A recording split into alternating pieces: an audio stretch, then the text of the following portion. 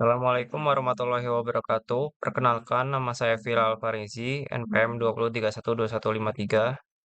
Di sini saya akan menjelaskan sedikit materi tentang NLP, Natural Language Processing, tentang tokenisasi. Yang pertama, apa sih tokenisasi itu? Tokenisasi adalah salah satu hal mendasar yang harus dilakukan dalam aktivitas pemrosesan teks ataupun token-token dapat dianggap sebagai teknik sentimen yang dilakukan untuk memecahkan potongan teks ya dari yang lebih besar menjadi potongan-potongan kecil yang bermakna. Berikut adalah contoh codingan dalam tokenisasi. Nah, yang pertama ini ada contoh modulnya. Sentence the capital of change basing. Ini kan dalam satu kalimat itu. Biasanya tokenisasi itu dipisahkan antar menjadi satu suku kata. Seperti ini contohnya.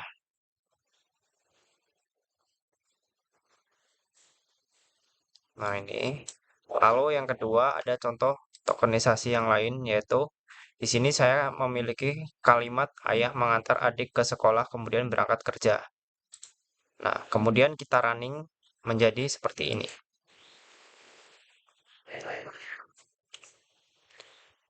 Nah, dia ke bawah. Dengan memanfaatkan sentence dan split ini akan mengatur satu suku kata yang dipisahkan secara vertikal.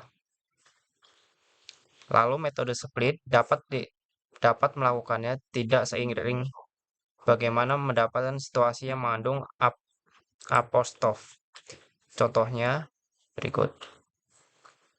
Nah, ini ada beberapa contoh tokenisasi yang misalnya itu ada dipisahkan dari tanda. Kayak misalnya Jumat itu kan ada tanda komanya di atas. Nah, itu bisa juga kayak gini. Nah, di sini.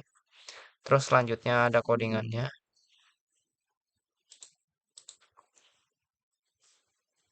Terus dalam cuplikan kode berikut dapat dan keluaran selanjutnya periode antar S dan COM adalah sebenarnya menunjukkan singkatan.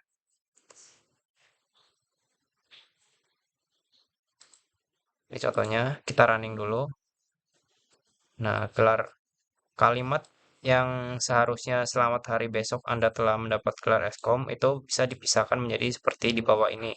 Selamat hari besok Anda telah mendapatkan gelar S.com-nya itu jadi satu suku kata. Lalu yang selanjutnya ada pada contoh berikutnya, apakah tanda seperti mempunyai arti, bukankah sebaiknya dihilangkan? Nah, dalam tokenisasi ini, meskipun token seperti bukan bagian dari kosakata bahasa Inggris, namun ini menjadi penting dalam kasus penggunaan dan melibatkan sentence ucapan, karena ini menunjukkan bahwa orang tersebut menggunakan berhenti sejenak. Di sini mencoba memberikan sesuatu, sekali lagi, yaitu dimasuk dengan konteks, gagasan teks, use case, dan juga penting ketika memahami di mana suatu harus diberikan token dan kita sederhanakan bisa juga dihapus sebagai bagian teks yang memiliki arti apapun. Nah, ini contohnya ya. Kita jalankan dulu codingannya. Nah, ini kan kayak misalnya itu bukan kalimat tuh, tapi dia tetap tetap bisa dipisahkan dengan proses tokenisasi. Terus yang kedua itu kita punya tapi yang dari bahasa Inggris misalnya itu kalimatnya most of the times I travel. Lalu kita running dulu. Nah, most of the time I travel. Terus selanjutnya itu ada different type of the tokenizer. Regulasi ekstrim adalah langkah karakter yang menentukan pola pencarian. Mereka adalah satu yang paling penting menjadi salah satu alat paling efektif menggunakan pola dalam teks. Berikut ini adalah contoh type difference of tokenisasi. Kita running dulu. Nah, ini contohnya. Lalu kemudian ada studi kasusnya dalam bahasa Indonesia, sebuah jam tangan mewah merek Rolex seharga Rp 300.000. Nah, apakah tokenisasi ini dapat memisahkan angka juga atau cuman bisa itu huruf, huruf dan angka? Nah, kita lakukan pada kalimat yang mengandung huruf dan angka serta tanda titiknya juga. Nah, berikut adalah output dari tokenisasi dari angka dan huruf yang kita campurkan. Nah, seperti ini hasilnya.